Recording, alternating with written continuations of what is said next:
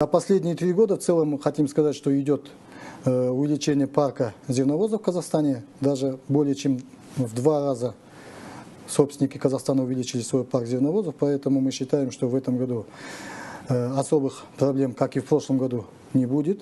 Кроме того, у нас идет большая работа с оператором подвижного состава, с грузоотправителем по формированию маршрутов, зерновых маршрутов, назначением на Среднюю Азию и далее.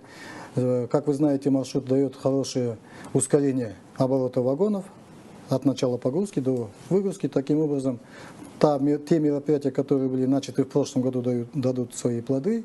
Также в этом году создан оперативный штаб. На региональном уровне также созданы оперативные штабы с участием акиматов областей. Это у нас Кокшетавское, Акмолинское, Костанайское отделение, Северо-Казахстанское отделение. Везде готовность есть, парк есть, локомотивов достаточно. И мы готовы к перевозкам.